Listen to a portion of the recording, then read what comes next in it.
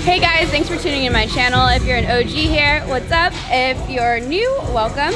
I'm going to show you guys a few things here at the gym. Today the video is going to be based on training around my lower back and hip injury that I'm kind of nursing right now. So I'm trying not to make it any worse. So right now it's time to fix it, and I'm going to show you guys like not such an intense workout, but one that's still effective enough to, you know, get the job done today. But we also have a client here that is going to be doing December Nationals in Orlando. She looks insane, so I'm gonna go ahead and insert those clips first. We're just helping with the posing and doing an in-person check-in, but like, wow. Anyway, maybe I'll go get my ribs removed to look like that. I don't know, but she looks insane. She's gonna look great. So let's show those clips real quick, and we'll come right back.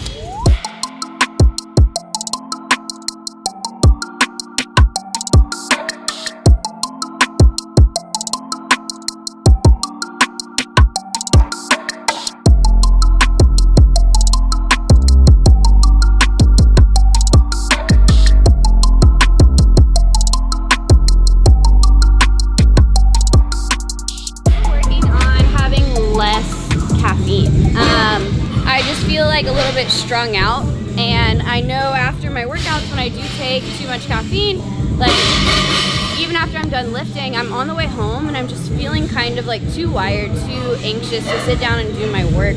So I'm going back to my stim-free pre-workout. It is for pump, focus, just clarity, obviously without the stimulant.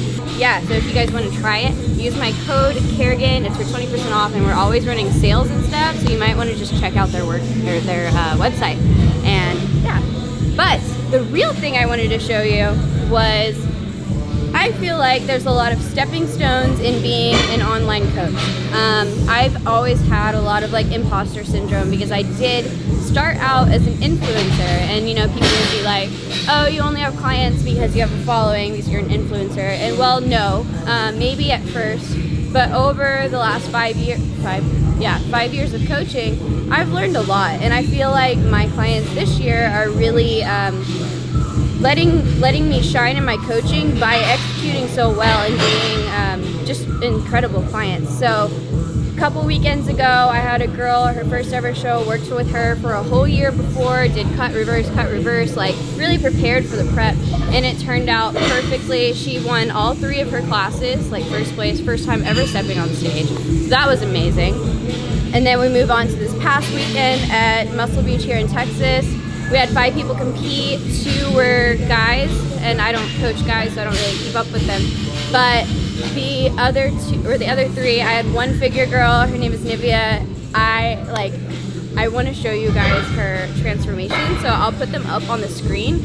It is nuts. Like, she did a super long prep, and I have a hard time not getting close to my clients as friends, but I try to keep some level of professionalism, obviously, even when I want to be friends with them, because I had to push her so hard. And when you have too much friendship there, I feel like what you need to do can get lost in translation, and you can become soft-hearted. So I personally pride myself on like keeping our 2 relationships apart. But she lost 43 pounds, and she got 2nd, 3rd, and 4th in her classes. Amazing. So her, and then I had 2 people the same day compete across the country. They also did amazing. It was physique and wellness. So I literally had bikini, figure, physique, and wellness girls all competing on the same day. My bikini girls were in the same class. They got 1st and 2nd, and 2nd and 3rd in their classes. Like, it was overall a super successful weekend. And then, last one here, and then I'll get to the workout. To top it off, a client that I've been working with for about 2 years. Last year at North American, she got 2nd call-outs. She did the whole prep without a gym. So she was super lean, but just the fullness wasn't there. So I was like, all right, let's do it. Like, we got back to work, the gym's opened back up. She looked just as lean on stage as at North Americans, but she weighed about 5 pounds more. And it turned out, with one huge milestone for my coaching personally, I got, she placed 2nd at the Amateur Olympia, so that's 1 spot away from going to the overall and competing for the top 3 spots to get a pro card. And like, I'll put it up on the screen too, but like, bro, this is pretty nutty. I mean, what? So I just wanted to like toot my horn, and kind of update you guys on that, because I am assuming my role more as a coach, because I think I'm more of a coach than I am an influencer, and that's what it's about. So constantly evolving, but I just want to give you that little heads up. It's going to be a great end of the year for Hustle Harder. If you do want to work with me, it is in the description box. Just send me an inquiry and we'll talk and get you started on your own journey, whether it's lifestyle or becoming a champion. So yeah, I'm going to go through my warm-up for when I do a lower body day. Honestly, if I would have been more diligent about this, maybe I wouldn't be hurt right now. But I don't think enough people warm up the way they should, so I'm going to set a good example and do it. But I'm just going to start. So the key, for me at least, when I do these, is sending your heels straight up to the sky. Instead of focusing on pulling this way, sending your heels up and keeping your midsection against the bench. So.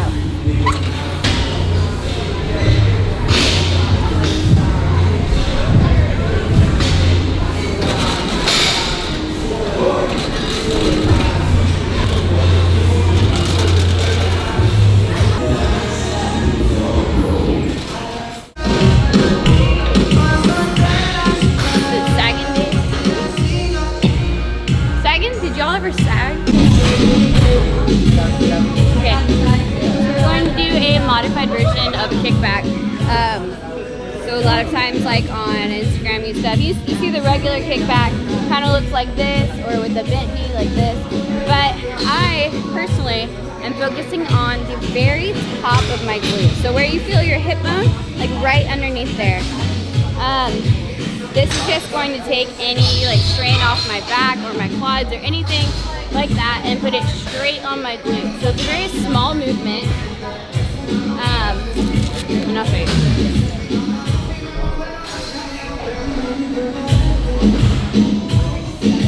I actually learned this from a friend.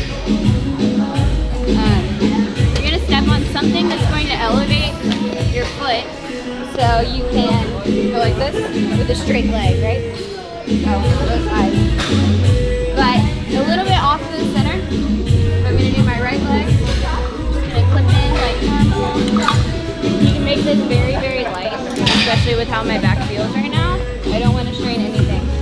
So you're facing straight forward, no slack in the table here.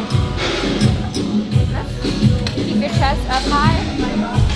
And you're literally pulling straight leg, soft knee on the one you're standing on, and then you're literally pulling with the top of your glute. So really be able to like visualize. That's the key to a lot of these things, and the key to a lot of preventing injuries actually. So I'm just gonna go from here, and it's a small movement. So I'll show you. You can see the glute. I'll go on this side. I'll go on this side. So I'm talking about like right here. It's literally, you can just see like the fold movement.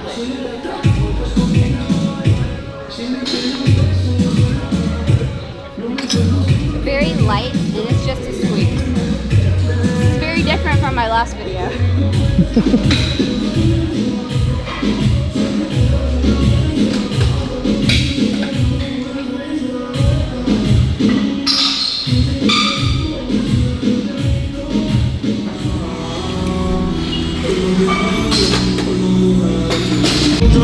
Alright, so what I'm going to do on hip thrust here is very light.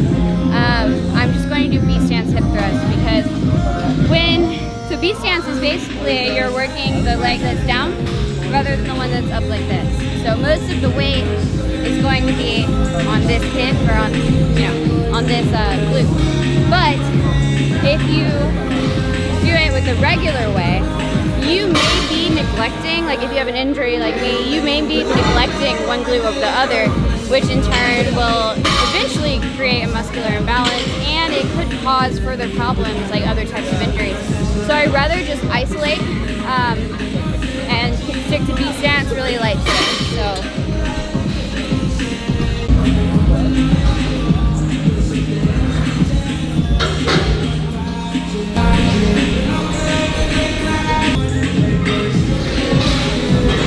Okay, so I know it's a short workout, but the last move of the day is going to be some GHD work.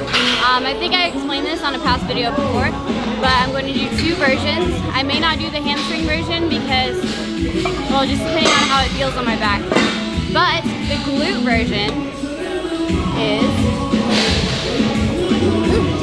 so your knees are bent, your feet are at a 45-degree angle, and this pad needs to rest about upper thigh, maybe like the top of your hips, just depending on how tall you are, how long your torso is. But I'm going to start at the very bottom. I'm going to round my back, and I'm going to pull up with my glutes in a way.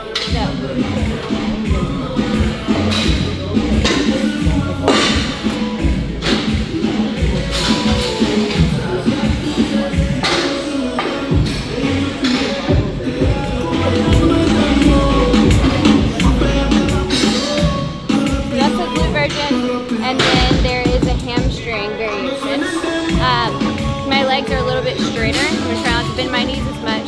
And then your feet can either be at a 45 or just neutral, whatever you prefer. And you're going from a 180-degree angle up to a 90 by pulling with your hamstrings. Imagine, like, you know, when you're doing a bicep curl, you're working to curl the muscle up. So like your hamstring shortens. That's what you need to be thinking about when you're doing this movement for it to actually hit your hamstrings. Over here.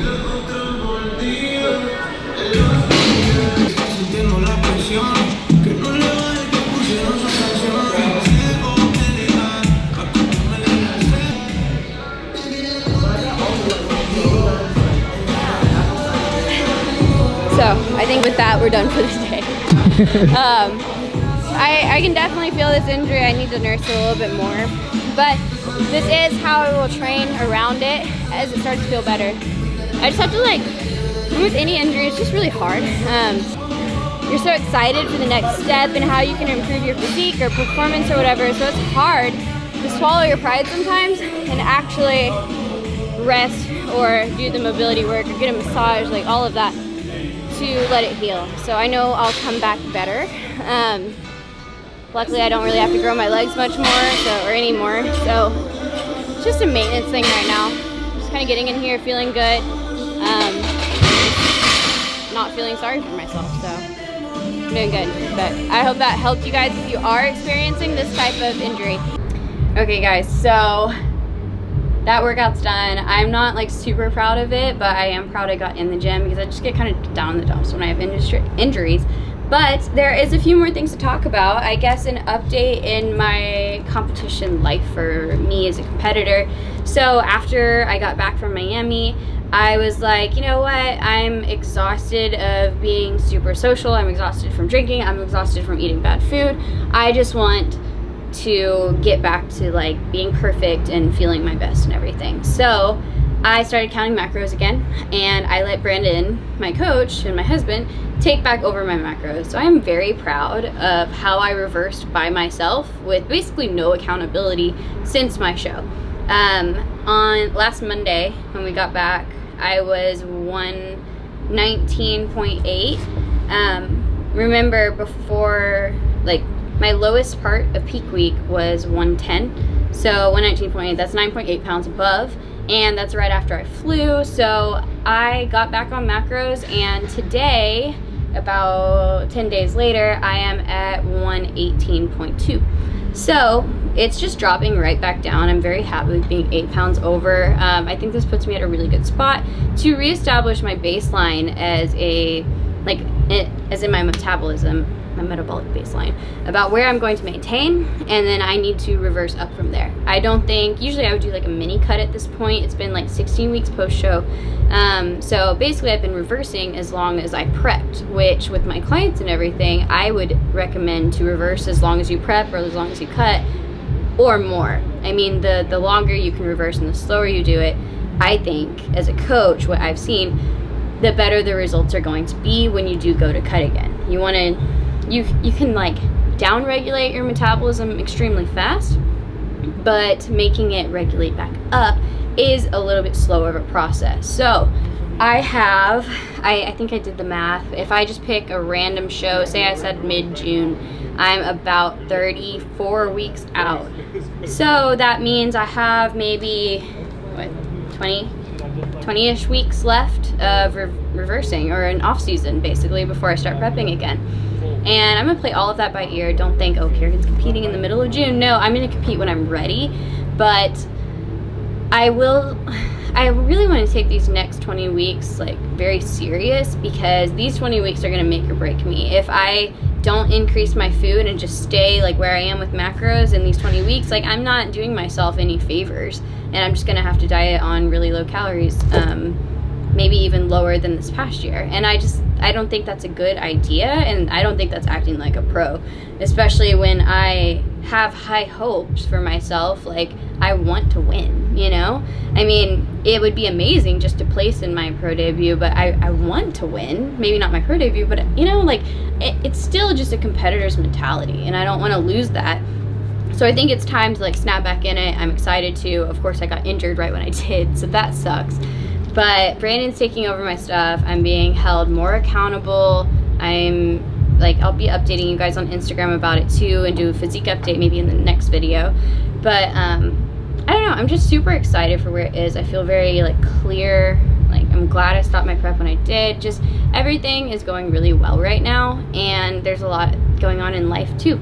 Quick going over the life stuff, because I think this is mainly like a gym or fitness focused video. We finally had the first meeting to draft our house.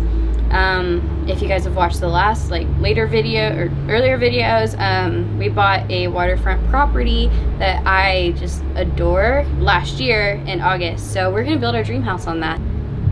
It's just coming to life, and I think that's so freaking cool. Like, I feel like such an adult. And we are converting our coaching from an LLC to an S Corp.